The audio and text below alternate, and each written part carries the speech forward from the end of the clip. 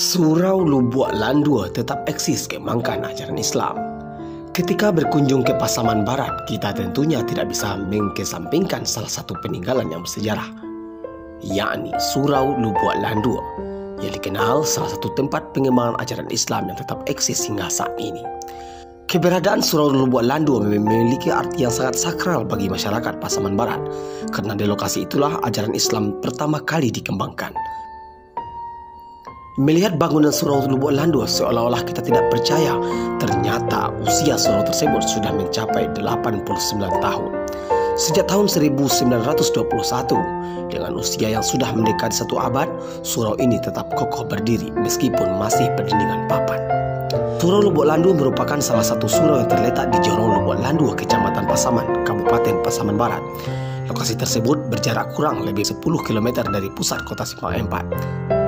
Menurut sejarah, kabarnya penyebaran agama Islam di Pasaman Barat salah satunya berada di Lubuk Landua, dan ini dibuktikan dengan sejarah surau tua yang masih tetap berdiri kokoh hingga saat ini. Menurut Syekh Mustafa Kamal, yang merupakan Syekh keempat dari generasi Syekh Lubuk Landua, mengatakan surau ini telah ada sejak tahun 1921 silam, yang didirikan oleh Buya Lubuk Landua yang pertama, yakni Syekh Maulana Muhammad Basir. Kepemimpinan Syekh Lubuk Landua hingga saat ini terus berganti menurut keturunan yang ada. Pada masa kepemimpinan Syekh Maulana Muhammad Basir, pembelajaran Islam lebih difokuskan pada pengembangan ilmu tasawuf dan tarekat. Murid dari Syekh ini diperkirakan berjumlah ratusan ribu yang tersebar di seluruh Sumatera.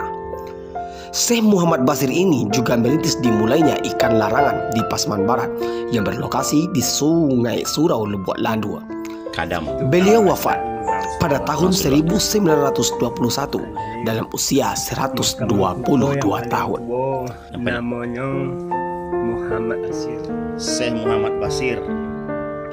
Wafatnya Buya Lubuk Landua yang pertama, kepemimpinan surau serta penyebaran agama Islam ini diamanahkan dan dilanjutkan kepada Buya Lubuk Landua II atau dinamakan dengan Syekh Muhammad Yamin. Namun kepemimpinan beliau tidak berlangsung lama, karena pada tahun 1927 Syekh Lubuk Landua yang kedua berpulang ke rahmatullah. Syekh Abdul Majid Khalidi menjadi penerus kepemimpinan Syekh Lubuk Landua yang selama kurang lebih 57 tahun. Karena pada tahun 1984 beliau dipanggil oleh Allah Subhanahu wa Ta'ala. Kepemimpinan surau kemudian dilimpahkan kepada adiknya, yakni Syekh Abdul Jabbar. Beliau memimpin surau ini hanya lebih kurang sekitar 7 tahun sebelum pada wafat pada tahun 1991. Kepemimpinan surau dilanjutkan oleh Buya Bahri hingga tahun 2008, dan kemudian diamanahkan Syekh kepada Syekh Mustafa Kamal yang hingga kini masih memimpin surau dalam mengembangkan para jamaah mendalami Islam sesuai dengan tuntunan Al-Quran dan Sunnah Rasul.